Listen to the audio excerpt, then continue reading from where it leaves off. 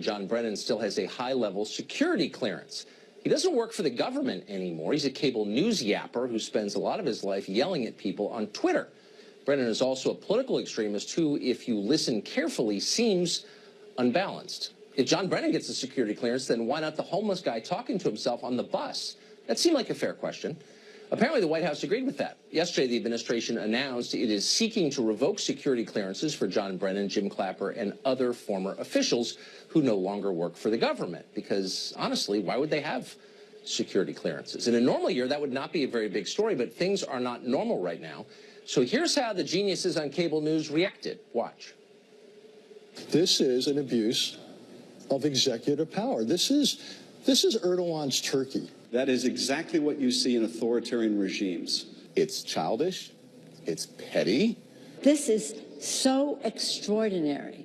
The last thing you want in intelligence is partisanship. That he would turn against them in a way that obviously disrespects civil liberties, disrespects free press, is an autocratic kind of move. It's the kind of thing you'd see in a banana republic. Autocratic. First they came for John Brennan's security clearance, and I said nothing. Barf. Next time you hear some blowhard on television warning about creeping authoritarianism, ask yourself, am I for unfettered free speech? Of course you are. You're an American. That is your birthright and the foundation of all other liberties. Then ask yourself a second question. How about the guy on television lecturing us about authoritarianism? Is he for unfettered free speech? No chance.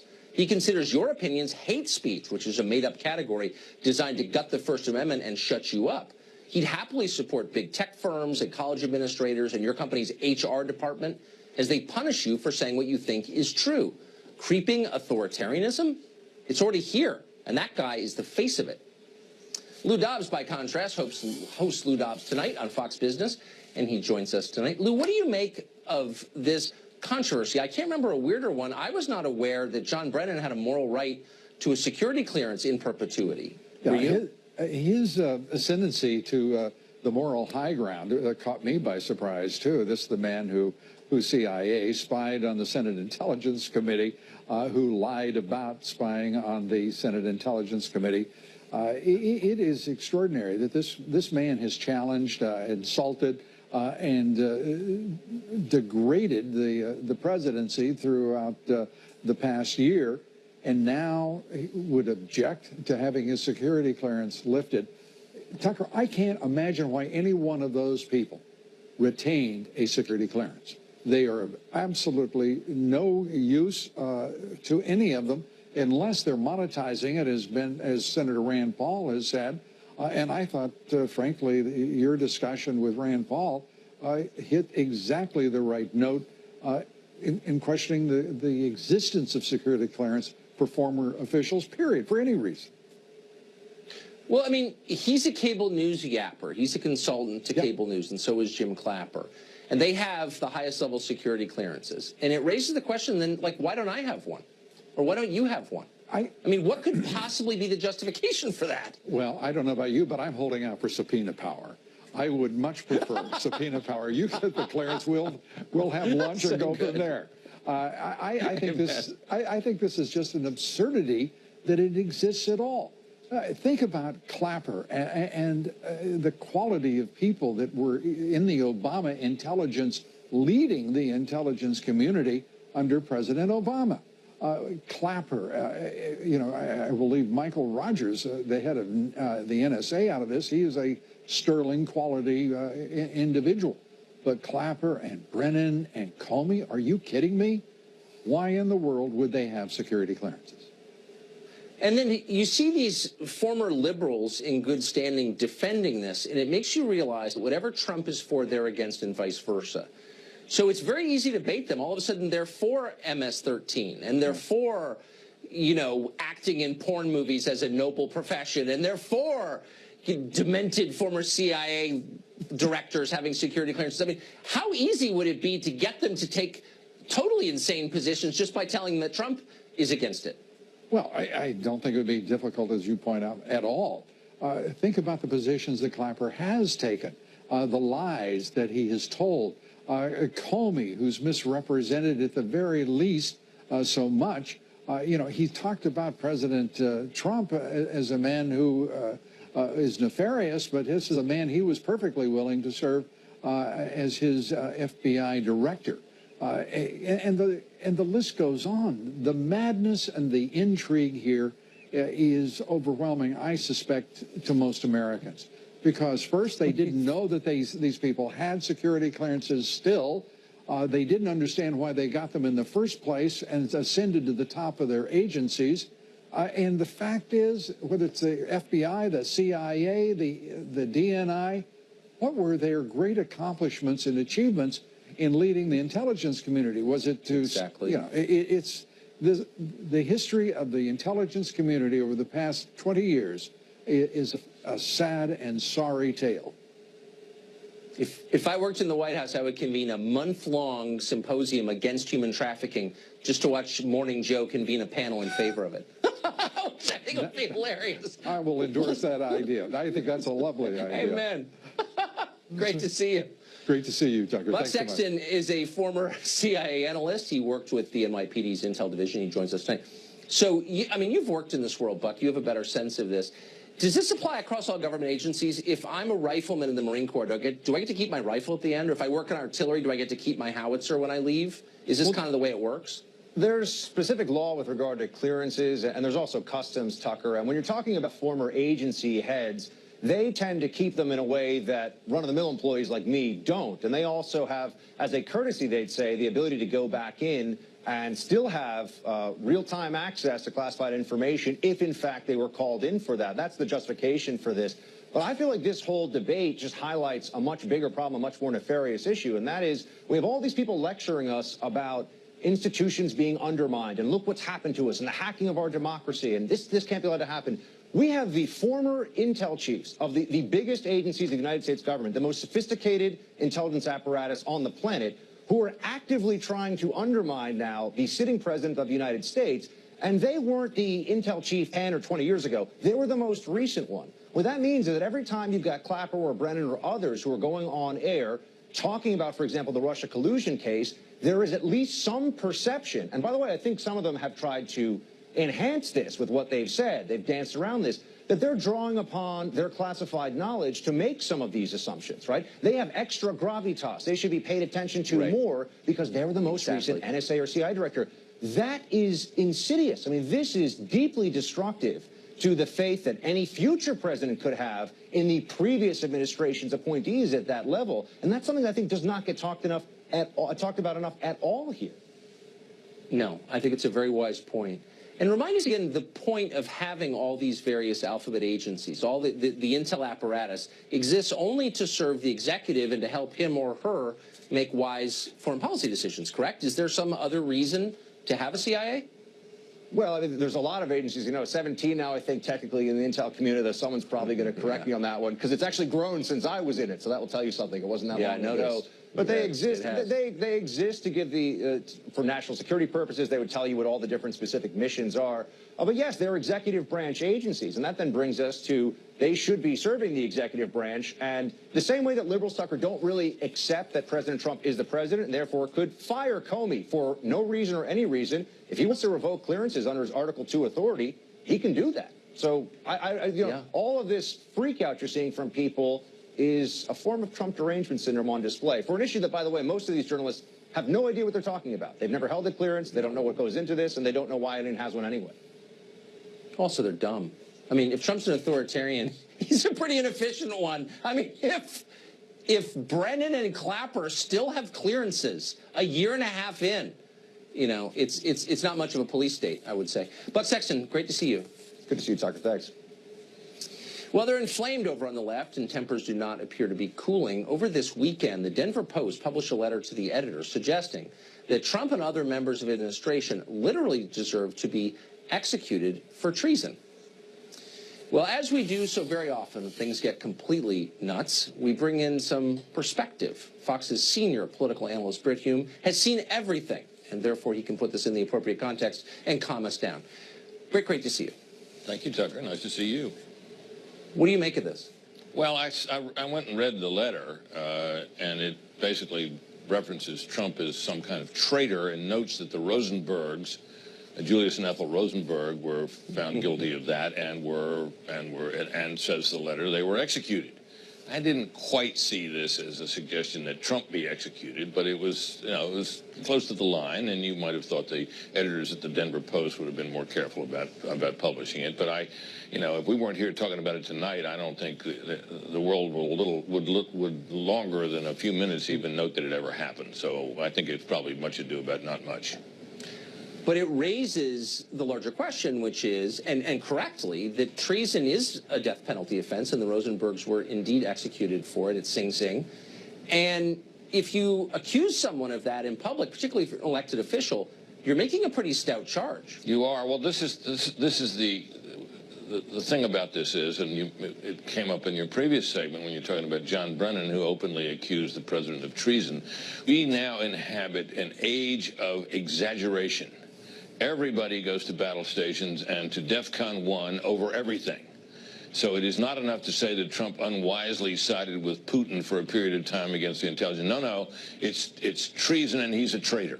And on the other side, of course, everybody is said to be corrupt, and there's no reasoned discussion going on right now. You know, everybody on all sides goes completely berserk, hair on fire over everything. And on it goes. Right now, there is a battle royal raging in Washington over the interpretation of the materials, the FISA application materials released at the end of the last week, as to their interpretation. Some journalists are writing, after reviewing them, that they support the conclusions reached by Devin Nunes in the House Intelligence Committee. Others are saying that that's all a lie, that it doesn't support that at all. I've never seen such diametrically opposed interpretations, and it's all at the highest possible decibel level, like nothing I've ever seen before. So what would happen if there was an actual crisis, if there was an attack by a foreign power, physical, it's an actual attack, not a metaphorical one, and we found ourselves at war? How would a country this divided prosecute a war? Well, it would be entirely up to the government itself, because I'm sure that the president's critics would interpret anything as he did as a kind of wag the dog scenario, and then believe that it was false, and the intelligence had reported it was false, and so on. And nobody trusts anybody. And that extends to the Congress. It extends to the media. The competition among media outlets is more intense than I've ever seen it. And all media outlets criticize all other media outlets. Professional courtesy about that is all but gone. And we inhabit an age where everybody is at the ramparts over everything all day, every day. I've noticed that. Britt Hume, remaining calm despite all of it. Thank you very much for that. Thanks, Tucker. Bernie Sanders lost the 2016 Democratic primary, probably for not entirely legitimate reasons. But democratic socialism, which is what he ran on, appears to be taking over his party. Irony of ironies. What is it exactly? We'll talk to one of the architects of the Bernie Sanders 2016 presidential campaign. Coming up.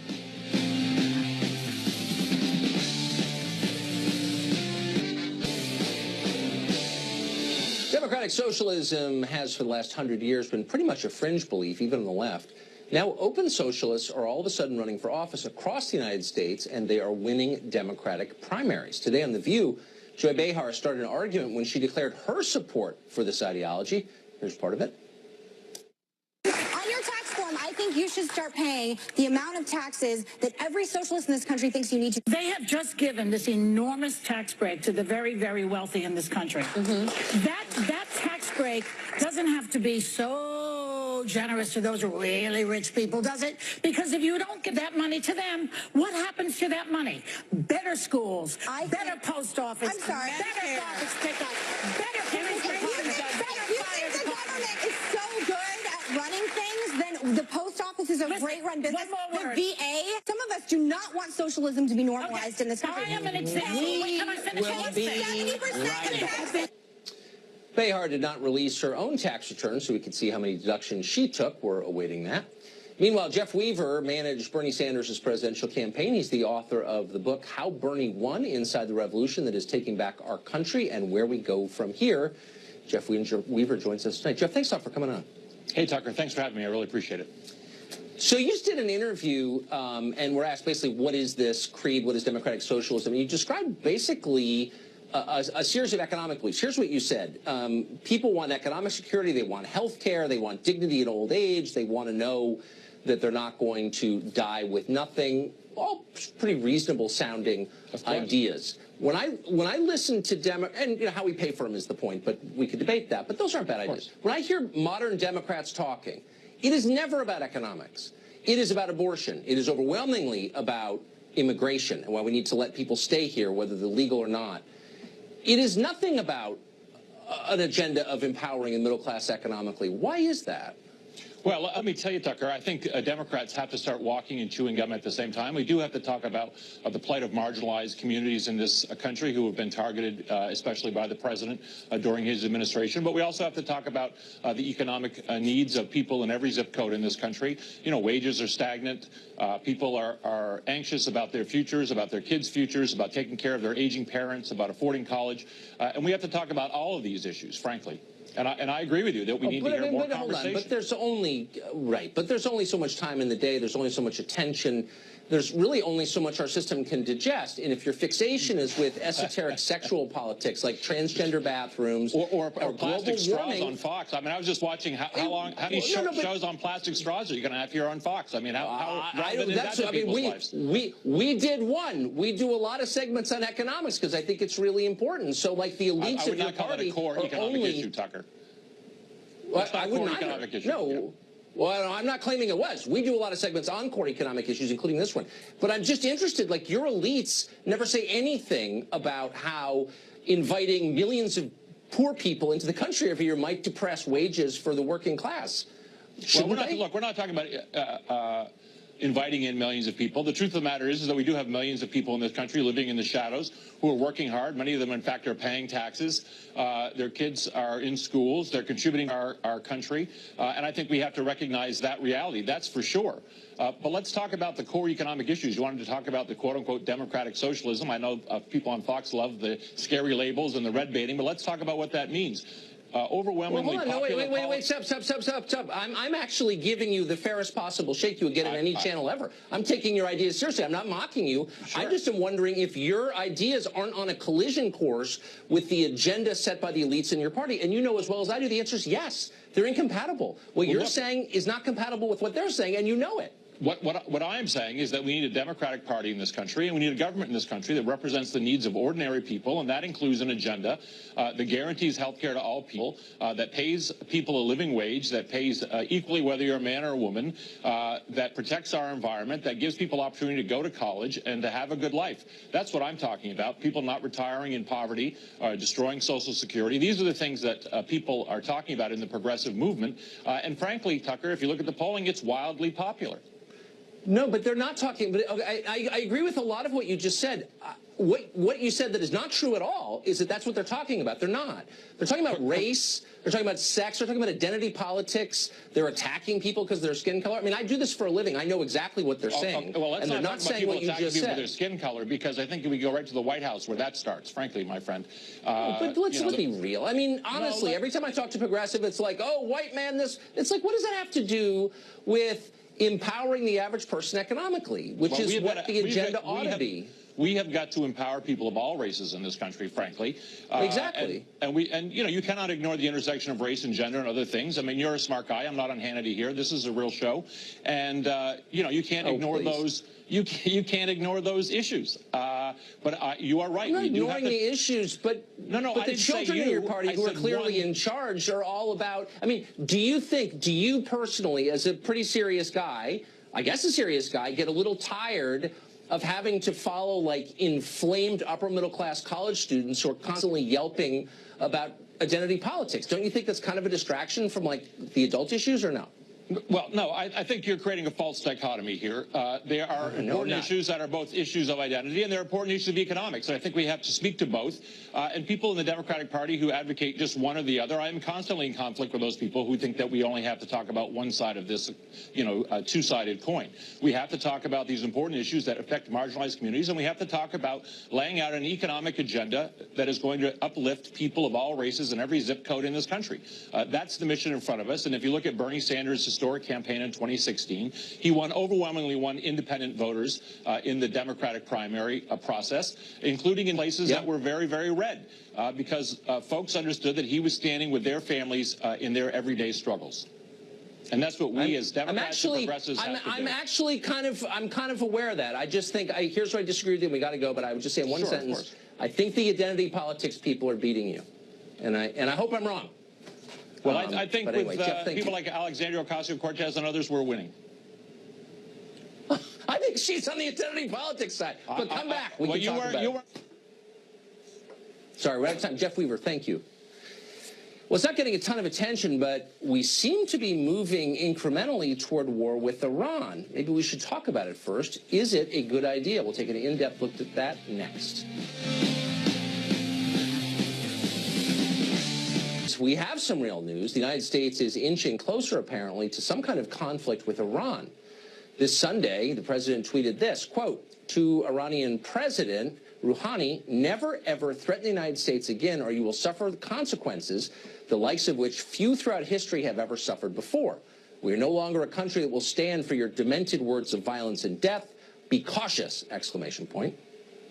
Well, the interesting thing about this tweet is what didn't happen. The press is usually quick to jump on the president's intemperate tweets. CNN has apparently an entire team of progressive teenagers devoted to monitoring his feed.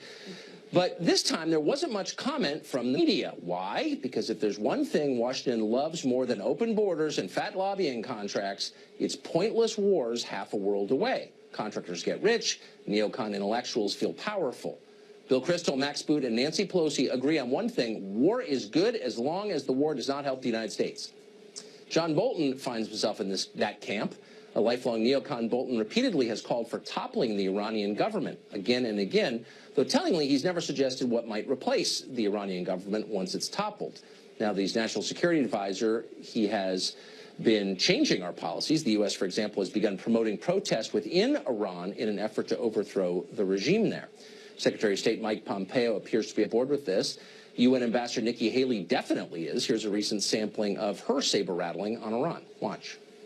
Their government has a long history of murdering its own people who dare to speak the truth. The Iranian regime is now on notice. The world will be watching what you do. If you want to come to the table and work on a new Iran deal, we'll be right there to talk to you. But you're not going to threaten us to do it. Iran may have messed with the wrong president here. They absolutely did. Now, some of that is bluster, obviously, but some of it is exactly what it looks like, the groundwork for conflict. We are moving toward, however slowly, some kind of confrontation with Iran. Now, that should worry everybody, but it should especially be of concern to anyone who supported the president. If President Trump decides to go to war with Iran, it will destroy his presidency, just as the Iraq War destroyed the presidency of his Republican predecessor, George W. Bush. Attacking Iran is not like intervening in Libya or Syria, or even like invading Iraq. It entails far greater risk and much higher costs. Geographically, Iran is about 4 times the size of Iraq. It has 3 times as many people as Iraq had when we invaded. Iraq was a divided country along religious lines. Iran is not. It's cohesive. It's a much richer country, too, with a military that has spent many years preparing for a U.S. invasion. It's a formidable force. In 2002, the U.S. military carried out a war game that was widely understood to be a simulation of an invasion of Iran. It went badly. America suffered more than 20,000 casualties in a single day, and officials halted the game. So the question is not, could America beat Iran? Yes, it could. The question is it ready to try? Well, less ready than ever, actually. Compared to 2003, our country is deeper in debt and far more politically divided than it's been since the Civil War. Our military is overstretched, ask anyone in it. Meanwhile, China is much stronger than it was 15 years ago. You can bet the Chinese military will be more assertive than ever when we're tied down in yet another quagmire. Does anyone outside of Washington actually support a new war in Iran? Well, the Saudi royal family does. So do the leaders of other Sunni Gulf states. They see Iran as their greatest rival, and they'd love to have America fight a war against Iran for them. Why wouldn't they? President Trump's own supporters know better than this, though. You'll remember that back in 2016, during the Republican primary debate in South Carolina, Donald Trump was the only person on that stage to call the Iraq War a mistake. He vowed never to repeat anything like that and promised that if elected, he would act only in America's interests. Now, the morons handicapping the debate on television predicted Trump would lose. It was over. Saying that had sealed his fate. And, of course, they were wrong, and he won. Republican voters agreed with him, it turned out. They had a better sense of the truth. A lot of their kids were serving in the military. 2.5 years later, amazingly, the president's advisors are telling him he must abandon that promise. Iran is too important, they say. It's the greatest threat this country faces, despite the fact that virtually every terror attack in America has been inspired not by Iran, but by Iran's Sunni enemies. Doesn't matter. The mullahs are months away from building a nuke, the neocons tell us. Keep in mind, these people have been saying the exact same thing, word for word, for more than a decade. You can look it up on Google. They have no idea what they're talking about. Their track records are embarrassing, disaster after disaster. They ought to be selling timeshares in Maui or doing something useful. Instead, they have more political power than they've ever had. Amazingly, almost to a person, this same group bitterly opposed the president they now work for. They repeatedly attacked him in public, and they attacked him savagely in private. They consider his ideas absurd to this day. They regard the notion of putting America first as morally offensive. They are fully on Bill Kristol's team. In fact, just last week, Kristol was encouraging Nikki Haley to challenge her boss, Donald Trump, for the Republican nomination 2 years from now, in a way that makes sense. If there was ever a swamp in Washington, you are looking at it, the foreign policy establishment. They are working overtime to ensnare the president in a mess in Iran. Let's hope that he understands exactly what's going on. Douglas McGregor is a retired Army colonel, author of the book Margin of Victory, a frequent guest on the show, and he joins us tonight. Colonel McGregor, thank you very much for coming on. Thanks, Tucker. I appreciate it. So I can't help, since I've been in Washington for 30 years, notice that the very people who are pushing this new entanglement, this new enterprise, are the Trump administration's gravest enemies on almost every subject. And they are also the same people who predicted outcomes that never came to pass. In other words, they've been wrong again and again and again and again. How do these people still have power? Well, look, I think President Trump lost control of the whole appointment process and staffing the government shortly after the election. I don't know the details, but he ended up appointing large numbers of people who subsequently brought in their friends, almost all of whom were opposed to Donald Trump and his agenda. But I think it's important to say something about the president's comment, because the president's right. If you look at the Iranian defense establishment, we spend more money on one Ford-class aircraft carrier than Iran spends on its entire military establishment. So if there were a war, it would be a very one-sided affair. But the problem is that wars don't work that way. They tend to move in directions that no one anticipated.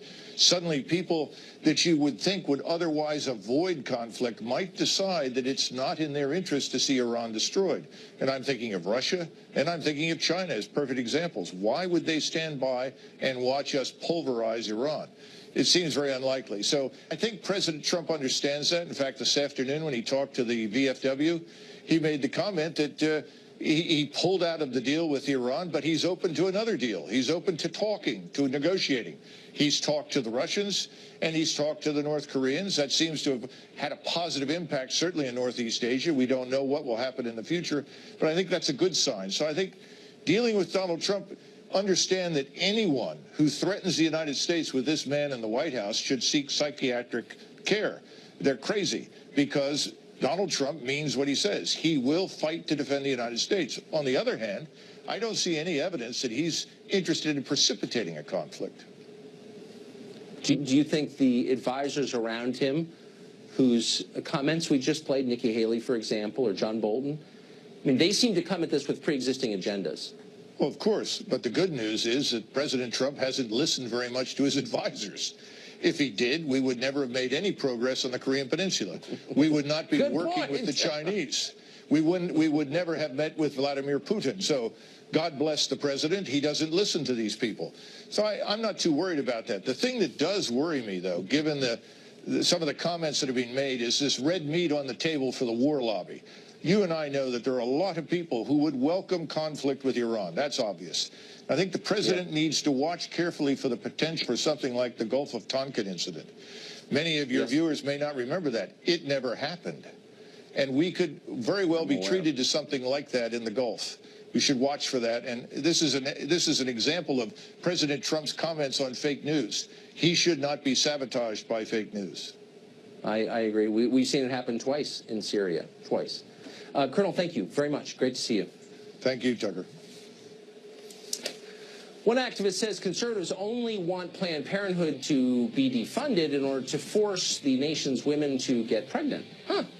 It's a confusing argument. We're going to allow her to explain it next. Republicans ran on the promise to defund Planned Parenthood, $500 million a year of taxpayer money. Remember that? That was a 2016 election. Correctional Republicans haven't really tried hard to do that.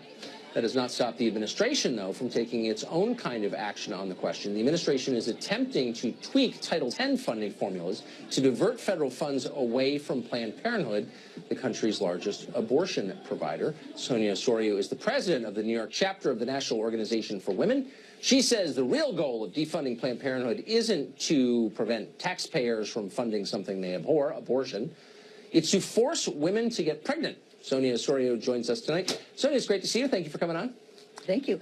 Well, Tucker, if you take away the access to abortion and you take away birth control, which is a really big issue that we've got to discuss here tonight, you are indeed forcing women to have children. Now, let's get back to your point. Because I wonder how many people actually, but I mean, I think most of our viewers know that what you're saying is pure lunacy and dishonest, and you do too. But let's just sort of, just for fun, reverse engineer this for a second. So who is taking away the right to have an abortion? I think the law, I don't think I know because I read it, the proposed regulation change would just make it less likely that taxpayers have to pay for abortion. Is that the same as banning abortion? Let's be really clear, and this is something, and it's really the reason, Tucker, that I wanted to come on your show tonight, because I needed to dispel this myth. People need to understand, I want all the viewers to understand, your taxpayers do not pay for abortions in this country. Taxpayers do not pay for abortions. They don't. They don't. But they do give $500 million to the largest your taxpayers do pay for abortions on the continent. In the case of rape and if a woman is dying. Those are the two situations since 1977 because of the Hyde Amendment. Look, hold on. You're spewing propaganda here. Look, we pay taxpayers at gunpoint $500 million to Planned Parenthood, which commits more abortion than anybody else in the country. So I don't think you should joke about they say it doesn't pay. I'm not joking. You just talked about gunpoint. Well, it is at gunpoint. If you don't pay your taxes, they come and arrest you. The cops arrest you. So you don't pay your taxes voluntarily. You do it because the government backs it up with a threat of force. What everybody should also understand, if you give me a moment to speak, what everybody should understand also is Planned Parenthood works just like any other medical provider.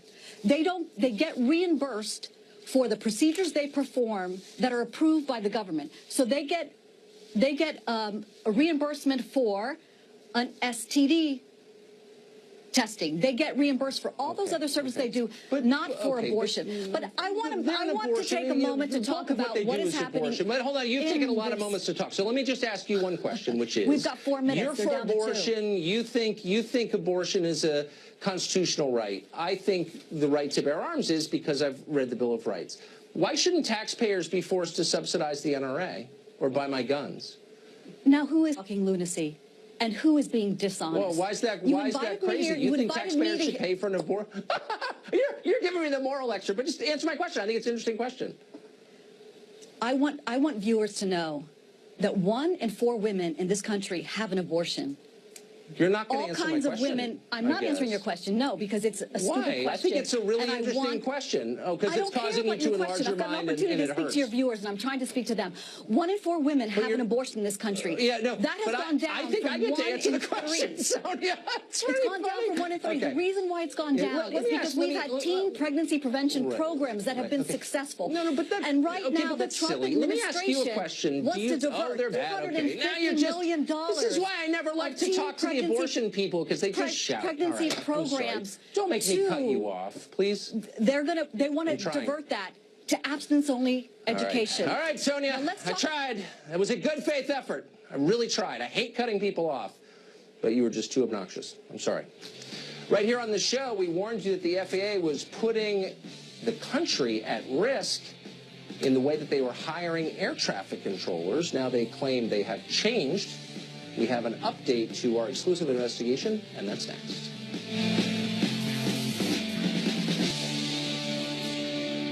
In an exclusive investigation by this program, we warned you about the war on standards underway at the FAA. In the name of diversity, federal officials devalued a skills-based test for hiring, oh, no big deal, air traffic controllers, and instead implemented a biographical questionnaire whose purpose was not hiring skilled controllers. In fact, the more skills you had, the fewer points you got, perversely. But instead, the point was ensuring the hiring of people who were of the right race. It was insane, of course, dangerous, yes, and it sparked a major reaction. Now the Department of Transportation says it is ready to revise those policies in the name of public safety. Stephen Bradbury is the General Counsel of the Department of Transportation, and he joins us tonight. Mr. Bradbury, thanks for coming on. Well, thanks for having me on, Tucker. So it was a pretty simple story, and I think the fix is pretty simple. Can you assure our viewers that air traffic controllers will be hired solely on the basis of relevant criteria? In other words, how good they are at air traffic controlling, and not on the basis of irrelevant criteria like their appearance? That's right. We're making a change to no longer use that biographical assessment that the FAA has used since 2014 and that you featured on your show. I will point out that the version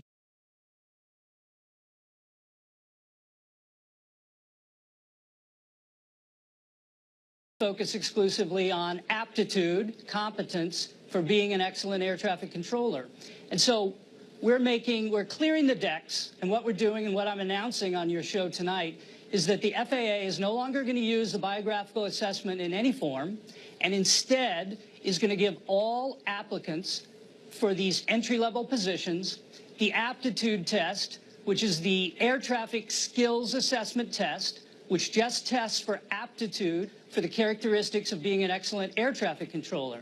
And that test is validated, it's been standardized, it's proctored test, and it's the same test that applicants take who are graduates of the Collegiate Training Initiative schools and who apply for the academy to be air traffic control trainees. And I think it's important, Tucker, to point out that what we're talking about is the incoming candidates for the academy where they get trained like a boot camp for air traffic control duties. These are not people who are hired and put on the job in control towers to be air traffic controllers. They have to go through very rigorous training at the academy, and many of them wash out. Sometimes more than half wash out. It's rigorous. They also go, let me just say, they go through 2 to 3 years of on-the-job training as well before they can be certified as professional air traffic controllers. But look, the bottom line is, hold on, wait, I'm sorry. Before we did the segment,